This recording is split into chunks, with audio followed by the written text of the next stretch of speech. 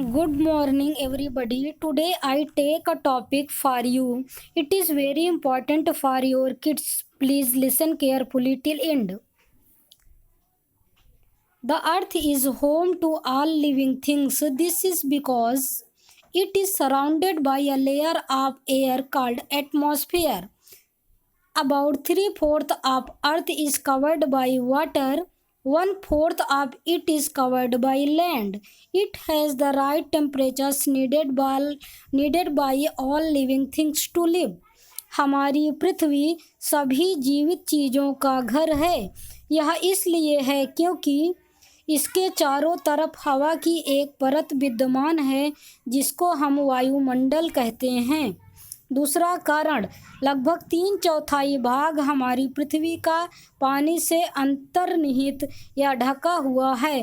बाकी शेष बचा हुआ एक चौथाई भाग स्थल है जिसे आप जमीन भी कह सकते हैं।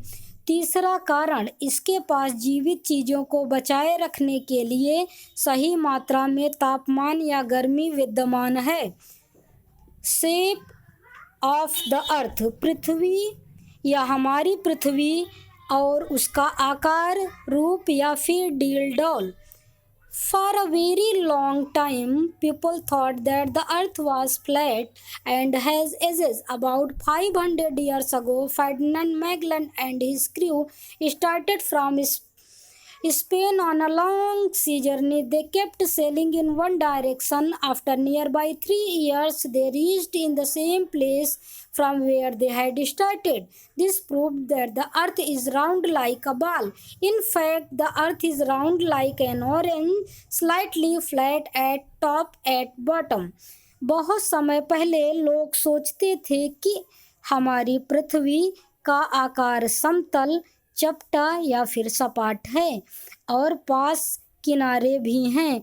लगभग 500 साल पहले फर्डिनेंड मैगलन और उसके नाविक यानी कि नाव चलाने वाले साथी ने स्पेन से एक लंबी समुद्र यात्रा शुरू की। वह एक ही दिशा में नाव चलाते रहे। लगभग तीन साल बाद वह उसी स्थान पर पहुंच गए जहां से उन्होंने अपनी समुद्र यात्रा शुरू की थी।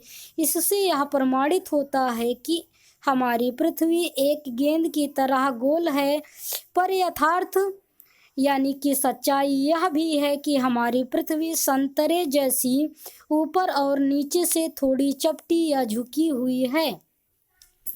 ग्लोब एंड मैप, ग्लोब यानी पृथ्वी का प्रतिरूप, मैप यानी कि मानचित्र।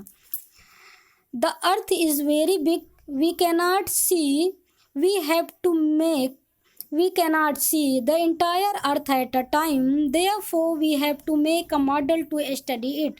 This model is called a globe. A globe is very useful to study in different places on earth. However, it is not possible to show all the places on a globe. On other hand, a huge globe will be difficult to carry. These problems can be solved if we use maps. A map is a drawing of the earth or part of it. Maps can be big or small. A book of map is called an atlas. Do you have one? Sometimes we use large maps. They are hung on walls. Such maps are called wall maps. पृथ्वी बहुत बड़ी है।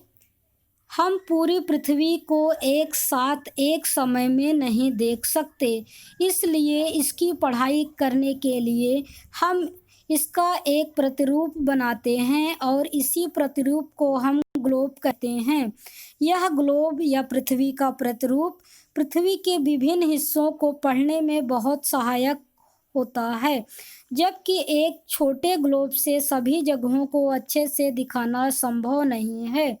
दूसरे शब्दों में हम कह सकते हैं कि एक बड़े ग्लोब को ले जाने और ले आने में भी हमें कठिनाई का सामना करना पड़ता है।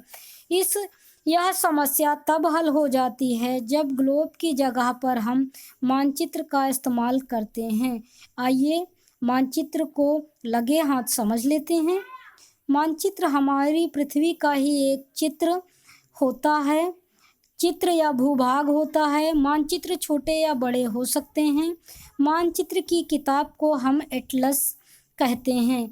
क्या यह तुम्हारे पास है? क्वेश्चन। यदि नहीं है, brought urgently from your nearest stationery store to enhance your knowledge. अगर नहीं है तो आप खरीदिए अपने आसपास पुस्तक या फिर उसकी दुकान पर जाकर, स्टेशनरी की मतलब कॉपी किताब की दुकान पर जाकर।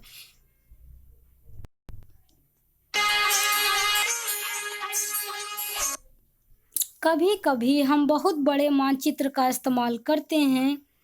यह दीवारों पर टांगे जाते हैं। इस तरीके के मानचित्रों को हम दीवार मानचित्र भी कहते हैं। Direction on maps. मानचित्र पर दिशाएं।